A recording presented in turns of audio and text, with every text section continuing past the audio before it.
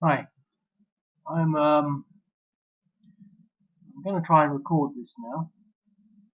I've absolutely no idea how this is going to pan out. The other one did appear to work, so I'm just going to sort of assume that you can. It's working. I had a bit of problem with the sound, um, so I'm speaking perhaps louder than I would ordinarily, but even so, the microphone level is nothing. It's very low. So I'm just going to ignore all of that, and I'm going to just try and play this sort of straight through. So first player, purple people.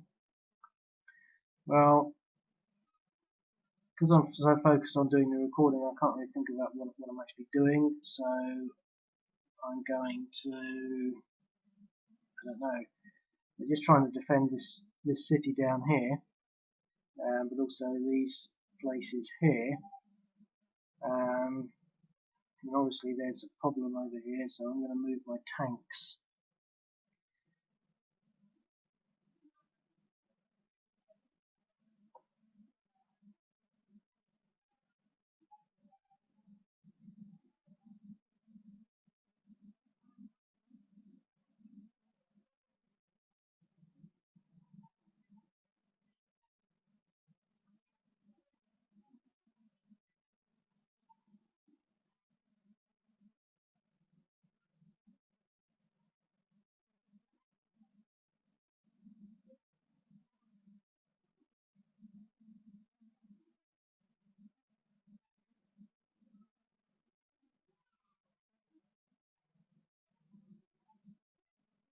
Okay, that sort of seems to be working slightly. I can see the live screen sort of theory, and things seem to be things seem to be moving, but there's definitely a sort of a lag on that.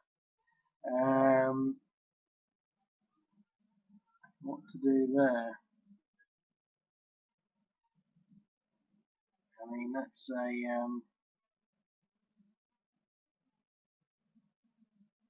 town. Do I move? I think I'm going to pull back and try and hold here. Um,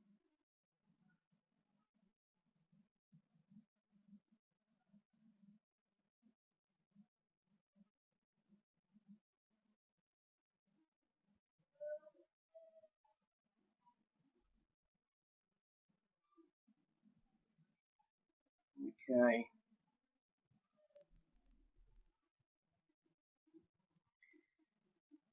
It's now the red people's turn, or their red people's turn, whichever way around you want to look at it, because he's not green. Okay,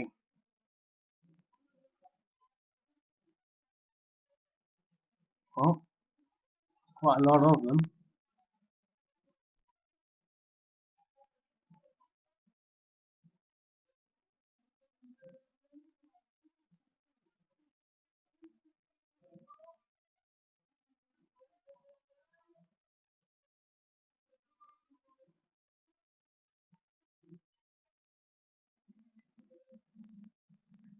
Fortunately, him moving back,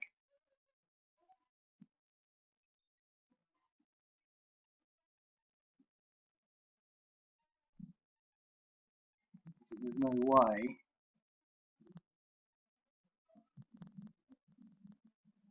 that I can get him.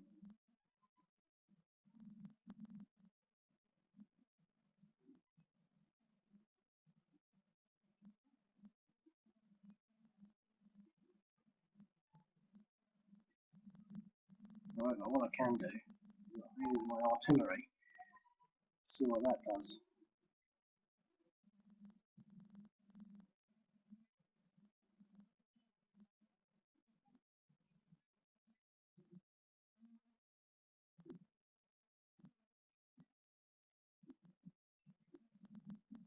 Okay, so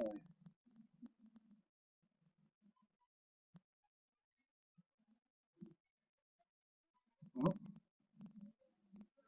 causing a disruption.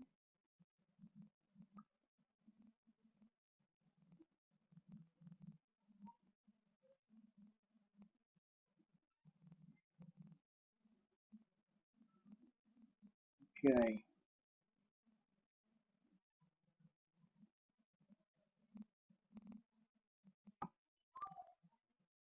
Didn't get any reinforcements.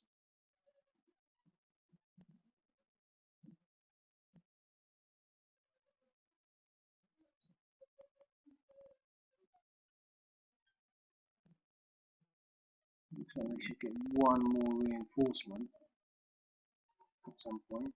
2, 3, 4, 6.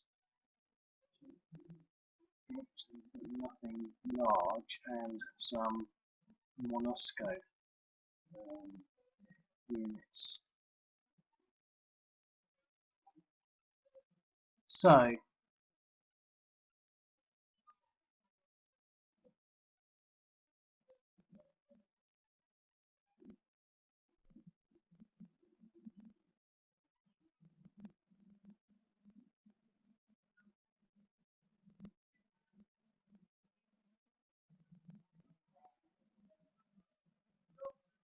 okay.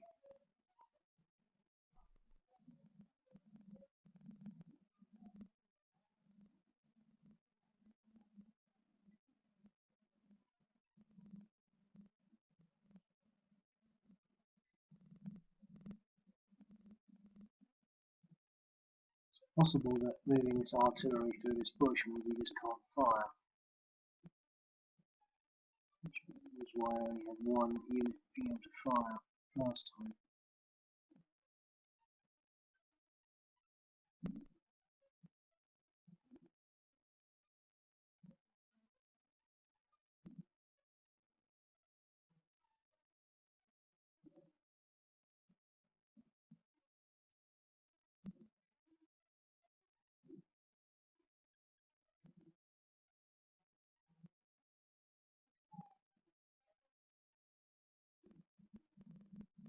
I think the problem with this live streaming is it sort of interferes with the game mechanics.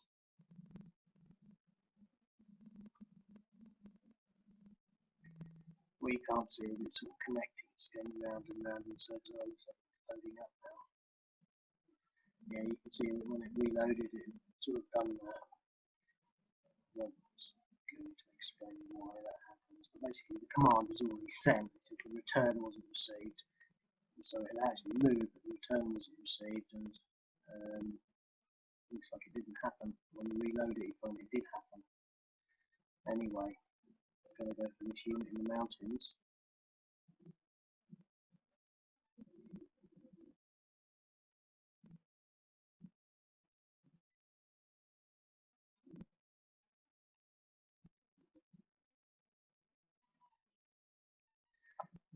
Another 2 to 1. Well, depressed, but so are my units.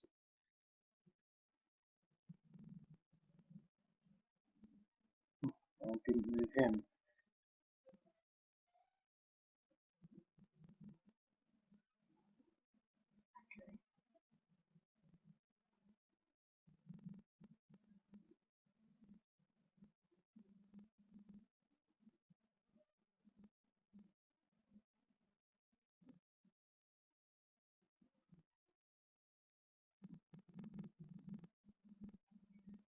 Right.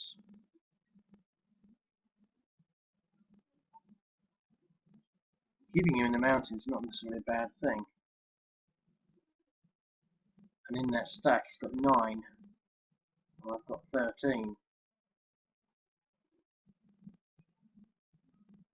I could possibly get a 1 to 1. To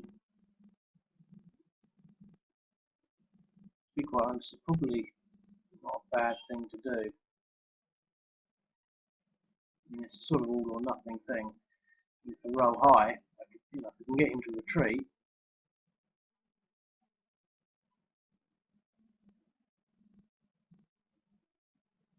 then it's actually a major victory. Sort of proactive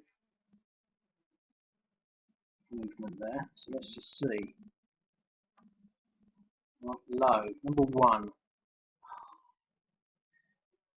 2-to-1 odds. That was pretty good. And I got a 10. Now that could have made the game. I think this is far more organised than the actual sort of Democratic Republic of the Congo were. One little thing to note about this: the Democratic Republic of the Congo is not the Republic of the Congo. The Republic of the Congo is a different country. I just noticed that yesterday, and I have used some. It's a Republic of the Congo. And I use these units, and they're not. They're just completely different companies. So I'll have to go back and edit that other game where I had units from the Republic of the Congo, because they're also not the Democratic Republic of the Congo. I think that's probably because of the Congo War. They probably split. I don't know. But anyway, just thought I'd make a note on that. So obviously units are getting depressed without any sort of option for recovery here at the moment. So we've got more rebels now. Tide is turning slightly. We've got one depression. Thing is, do they want to go up against this unit or start a big battle against this unit? Well, I'm going to move. I think it's actually going to be better. 1, 2, 3 turns. 1, 2, 1, 2. I think it's going to be better to take them this way.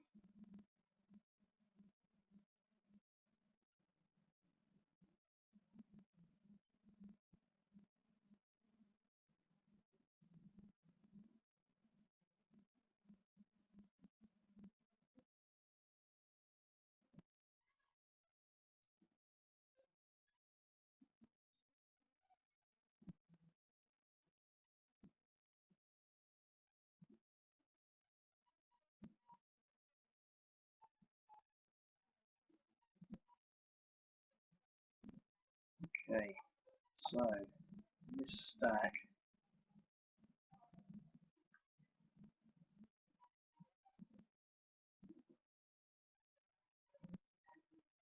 move him into there.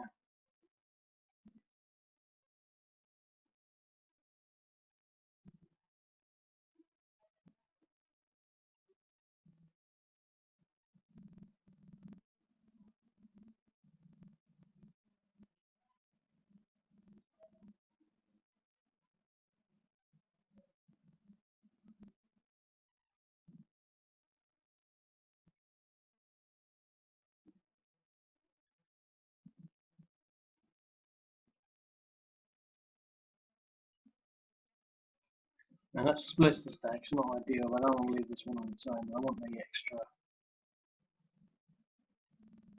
movement. I should have 2 artillery units. Still haven't fixed that problem of them showing the images. Not a big one either. 1-to-1 and exchange. It's looking a bit hairy for the rebels.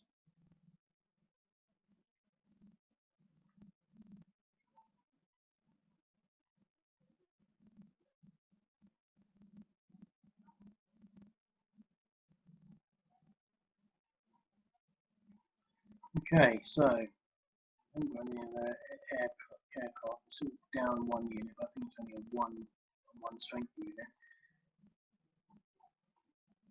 And this other big Moscow unit, which comes on probably too late. However, I am going to bring this into the fray.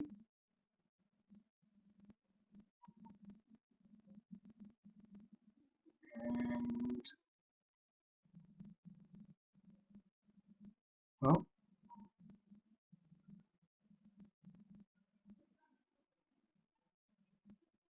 let's just do it. The odds here should be a lot better as well.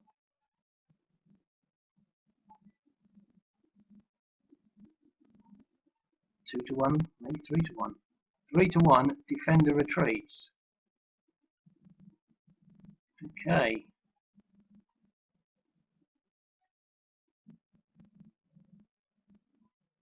5 depressions on that unit already.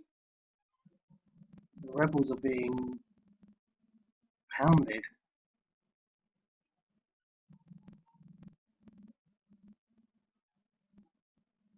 How much can I bring into this unit, into this hex?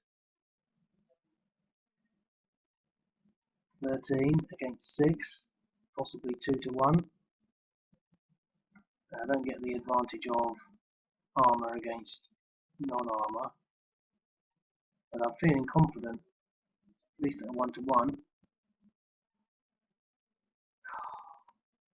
3 to 1 in exchange, so that could have, it's looking really good for the Democratic Republic of the Congo.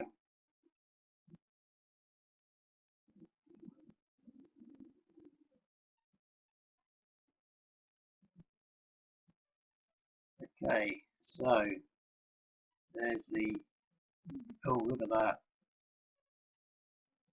where did I spot that? Okay, to be quite honest, I'm not sure that they really want to go on. I need to recover.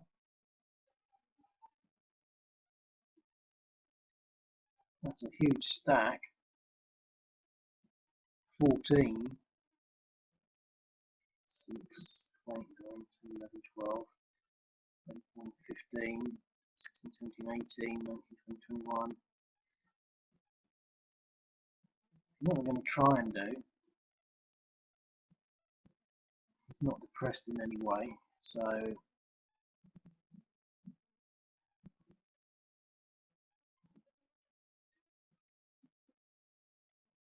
move in there.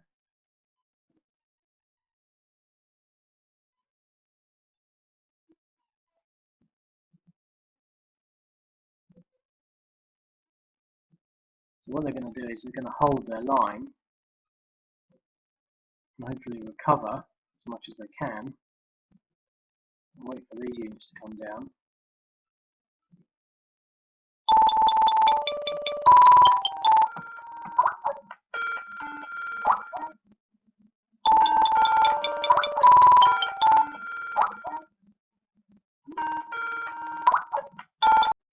Indicates that it might be working. Dropped frames detected. Yeah, wouldn't surprise me. Anyway, so I'm going to assume that everything's all working. I think the Congo are doing incredibly well, just holding up.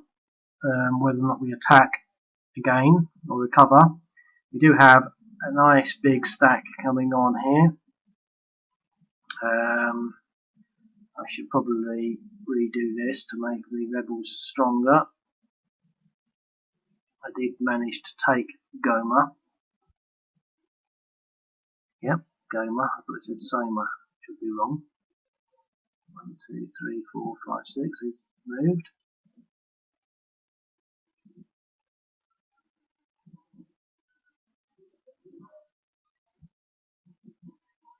The thing is, they didn't even have that many troops. I mean, they only really, according to the news articles, had 300. There were only 300 sort of people rebelling. There's more than 300 units there. I mean, the battalion is 300, so he's got 1, 2, 3, 4, 5, 6, 7, 8, 9 more. You know, putting in more troops would be even worse. But on the other hand, they did actually have more units. And they were suspected of being supported by Ugandan and the other country, one of Rwanda and Uganda were supporting them, and it was essentially not a fight against these rebels, it was a fight against Rwanda. And that's what they were saying. And so they did have more troops, but in this situation, I don't think the rebels are really going to win. Now, got a nice big stack there. Not got much there. It would make sense to maybe attack that. I mean, I've got depressions, but so does he. I think now's the time to sort of keep pushing on that. So let's see. An exchange. That could have been a lot better. Okay, so in that turn,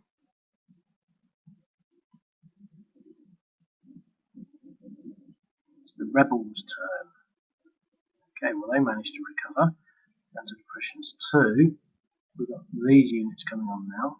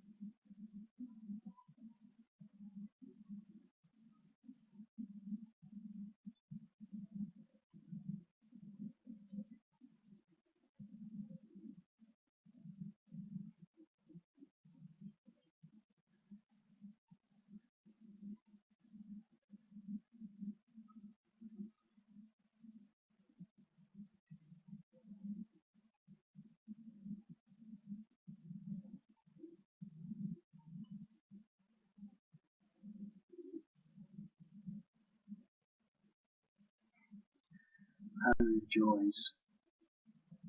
3-1 and an exchange. Okay, end turn.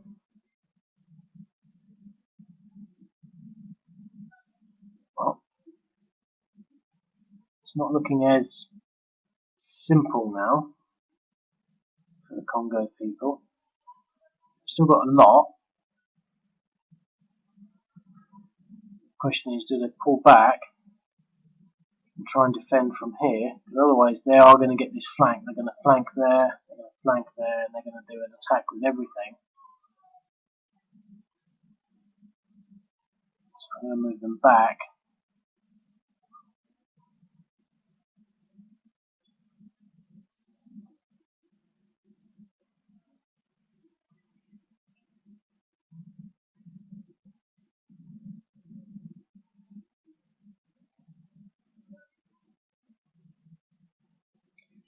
Create a nice big stack.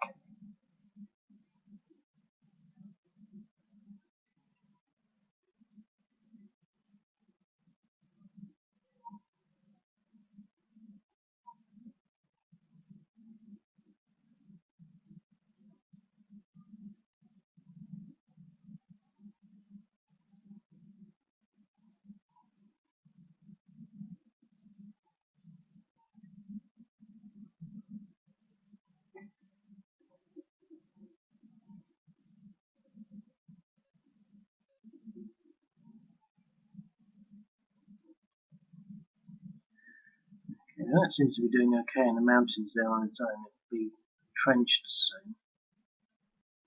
But that blocks the pass. We could start going this way. The objective is Goma.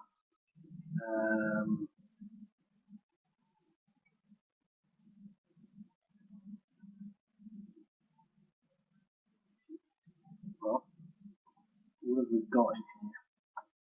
5, 10, 15, 23,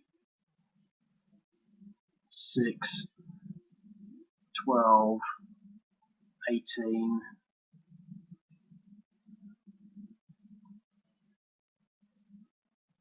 24, 30.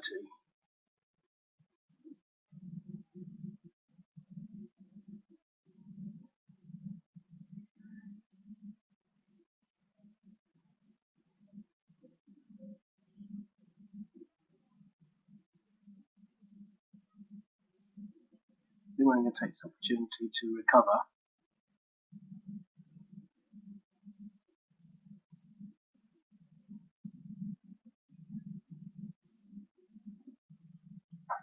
Okay, so I think they want to engage now.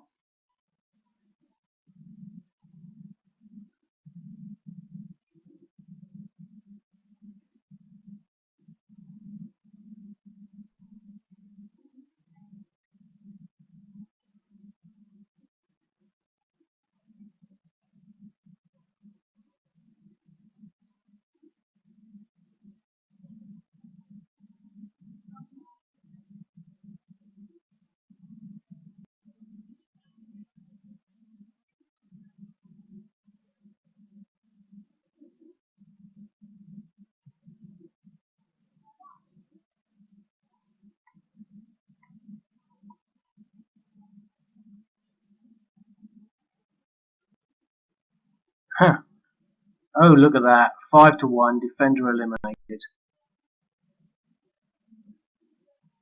Well, I think that's pretty much it for the rebels.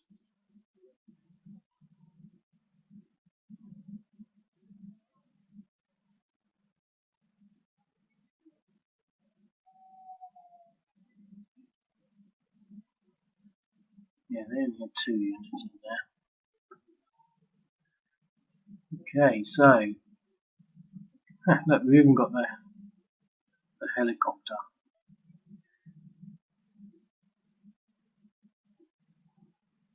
Let's see how he fares against this artillery.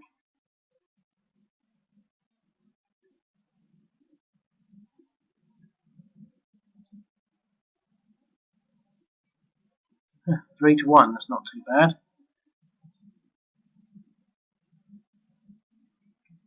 Good result on that. So, and the rebels pretty much have a couple of choices. They can run away, and they can make one last effort against this stack here, which is worth 14. They can bring a maximum of 6, 12, 15,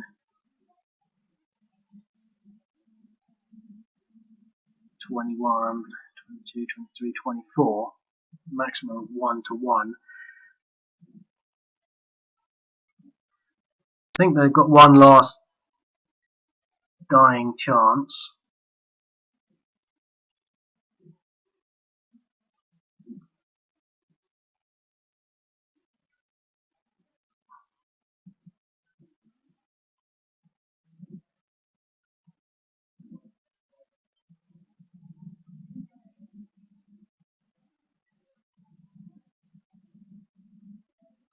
Okay.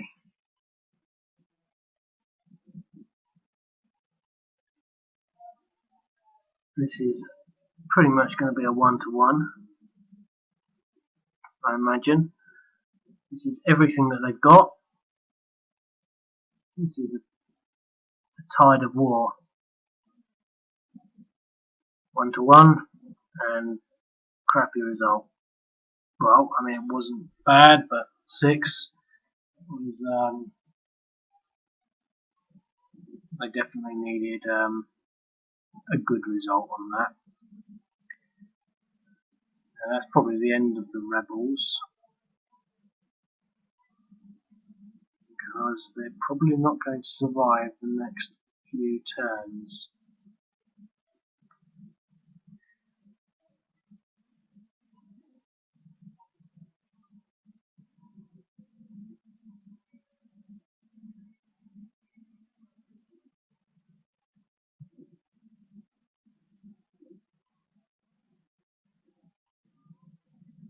So 3. Well, I'm not going to pussyfoot around. Let's just send everyone in.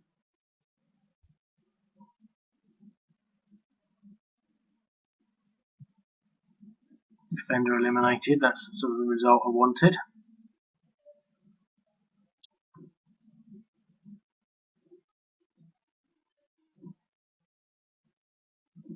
I could do another assault on this stack, but that is a nice defensive line. That's going to stop the rebels coming any further south.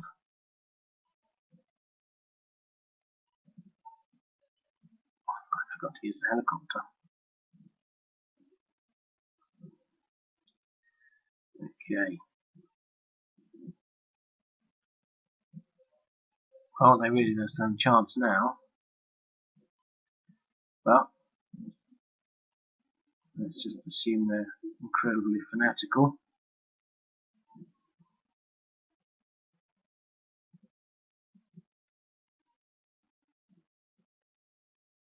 Again, another 1-1. There are 2 1-1s. One was mediocre, not what they wanted, and one was exactly what they didn't want.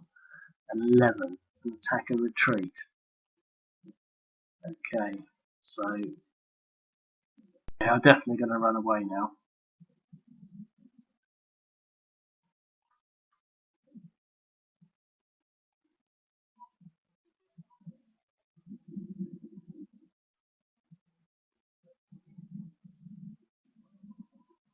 By artillery.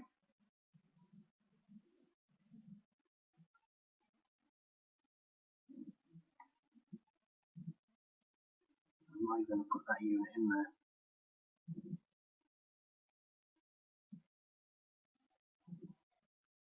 Seven to one, defender eliminated.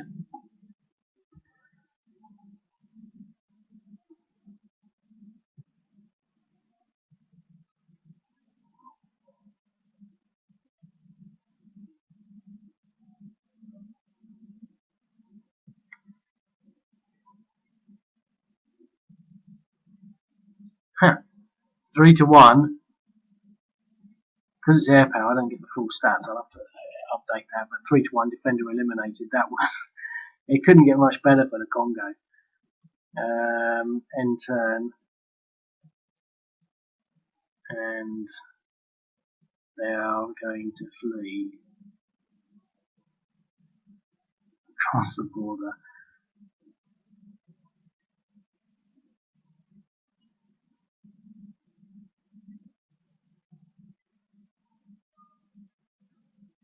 And they can't make any more moves. So that's that. Now the question is, can we catch them up?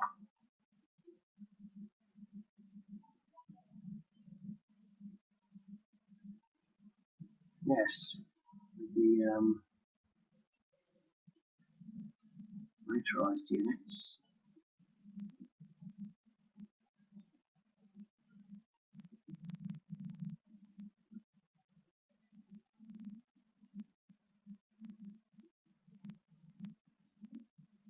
Not sure he'll have any movement. No. Oh, I can actually get some assaults in there. Let's see what this does. Oh, 1 to 1 attacker retreat. Oh no, well that's I'm not going to say that's going to change everything, but in the light of such a failure,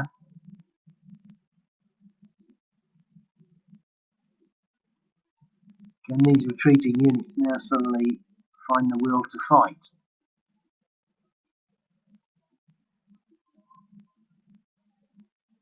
Well, just to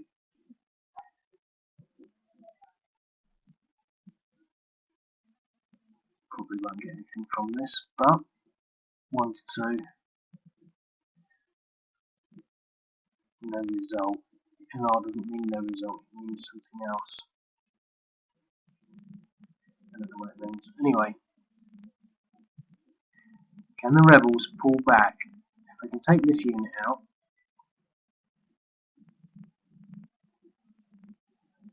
I doubt they will.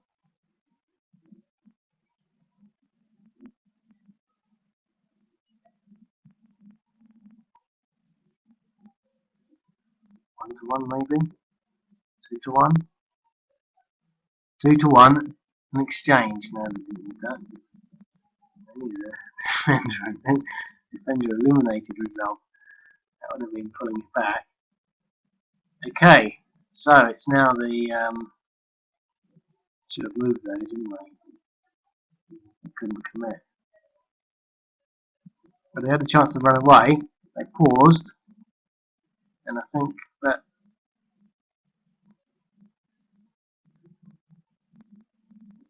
second time lucky.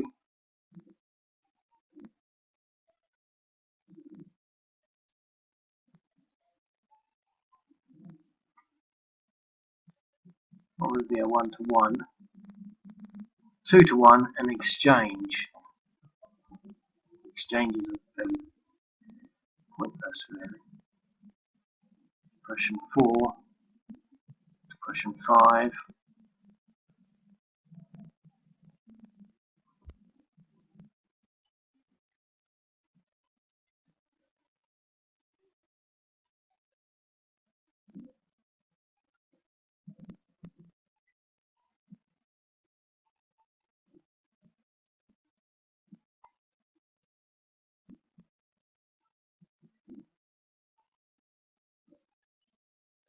One to one, no result.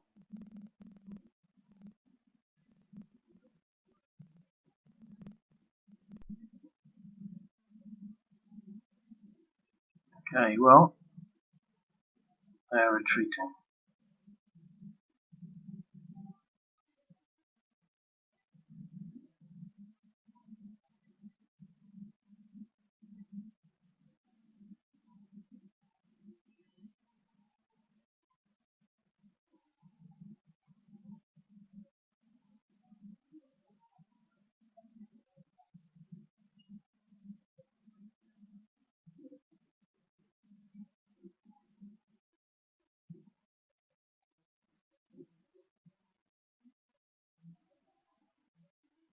Come on.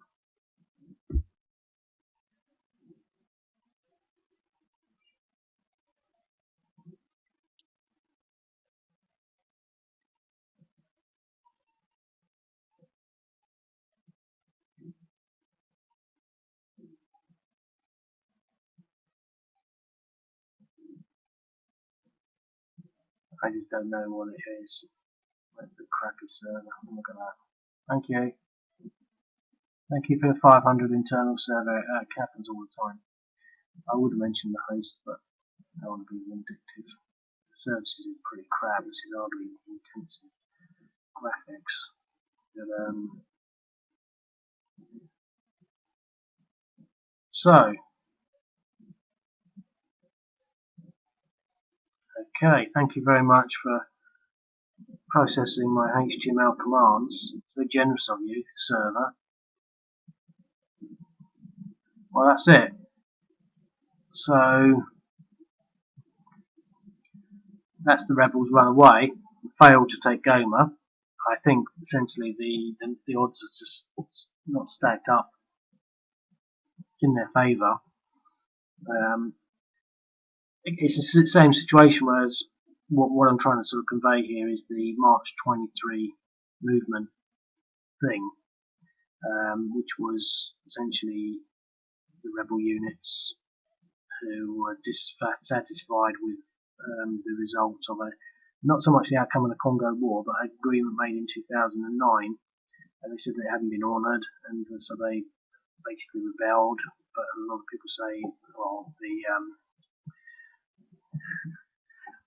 I'm trying to remember who they are, the Congo Democratic People's Congo. No, it's not. Who are these people? Yeah, the Democratic Republic of the Congo.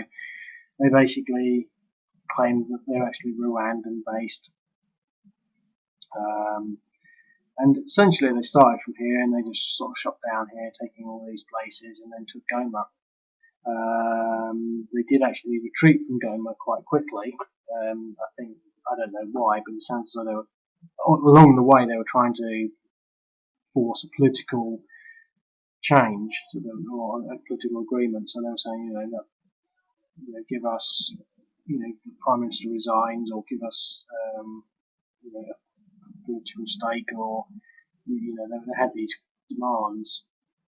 They were basically politically focused, or greater say in running of the country, and they were doing that. And so, on the basis of agreements made, they they left Goma. And after that, I'm not sure what happened, but I think basically it took a year of the government fighting them, and they were pretty much concerned about a full-out civil war. But by the end of the year, the leader of the rebels had basically surrendered, and he fled to a neighbouring country where he was, I think, pretty much picked up on war crimes for the International Court of International Justice or something like that. But they did leave Goma. They didn't make a fight in Goma, so I haven't really read too much into it above beyond what I've just mentioned there.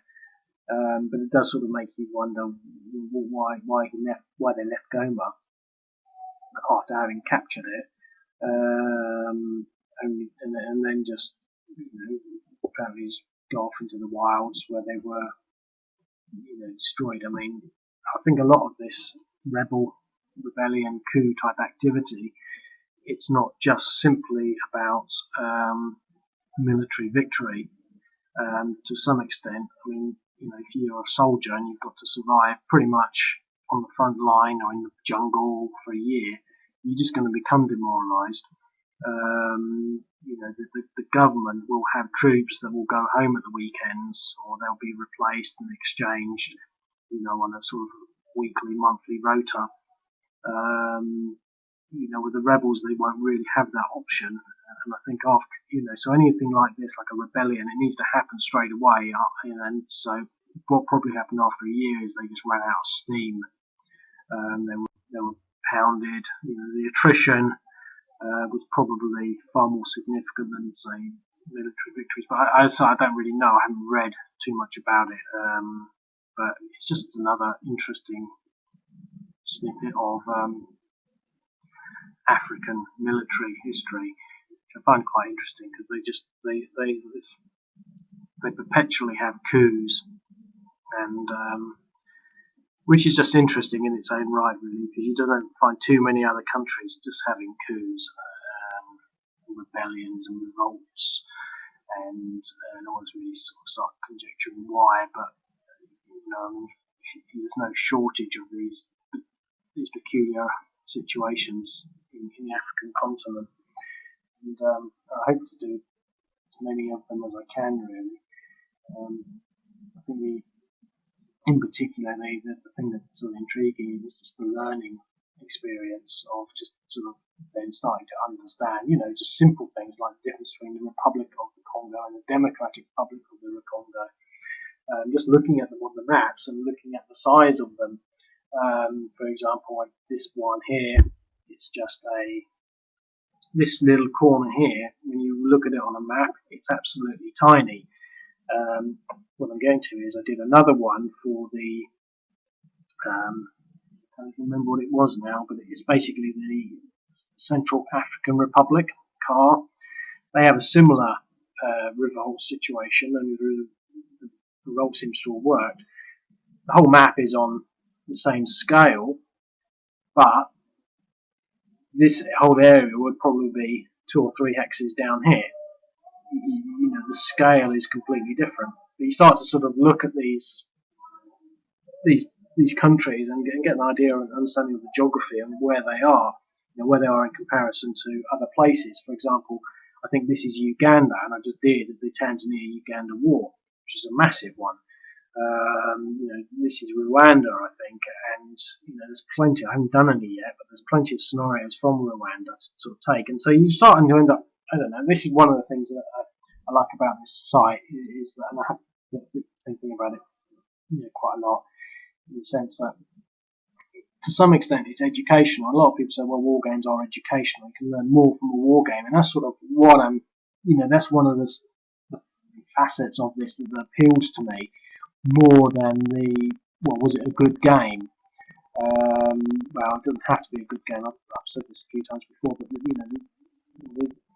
there's not necessarily any winners. The wars can't be won. They were sort of, they were hoping that they would get a political,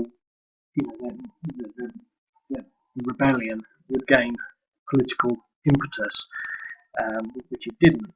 So it's not a war where you have an all-out military victory.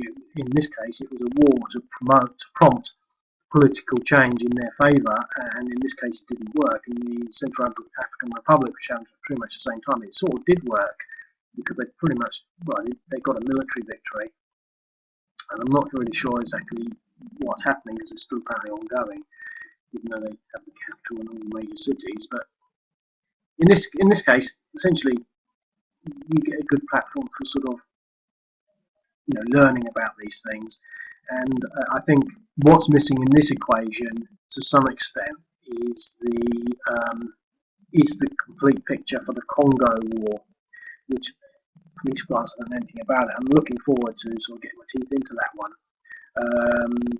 because essentially that was a major conflict, went on for years, but like a lot of these sort of insurgency-based conflicts, they're a little hard to model. Where do you start?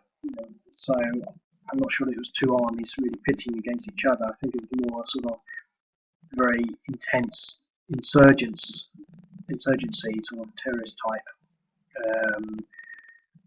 hit and run type activity, small units blowing things up. I don't know. I'm just actually guessing there. because I had looked at it sort of briefly and couldn't find a sort of clear handle. It's not like the Iran-Iraq war or the Falklands War or major wars where there was sort of definitely these two forces met. This was a operation such and such. It's fairly more abstract than that. But anyway, but this is based on the March 23 movement. It was basically named after an agreement made in 2009, but the Congo War finished in 2003, I think, and but that had gone on for like 10 years. And so the Congo War is a backdrop to this, but I haven't done the Congo War yet, and hopefully I will. But anyway, I'm going to leave it at that. I mean, on top of all of this, this is my first streaming attempt, and I was interrupted with a telephone call, and problems switching it off, and so I'm going to have to join these videos up. I've no idea how this is going to work out. I suspect that the quality is not that good. The only benefit of streaming that might appeal is that I don't have to sit and upload it.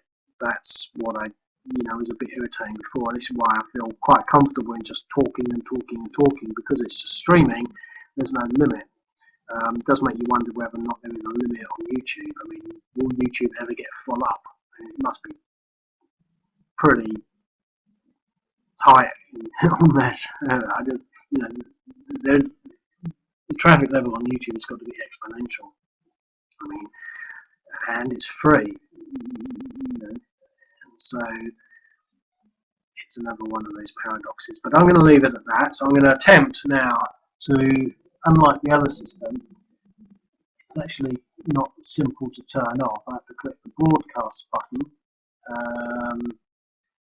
and nothing happens. I think all I did there was focus on the window, so I press the broadcast button again, and now the YouTube thing drops down, and then I click on it. It doesn't actually didn't tell you, there's an off button, but if I click on it, I think I'm unselecting it, which I'm going to do now, and then this live stream will, in theory, stop. So I'm going to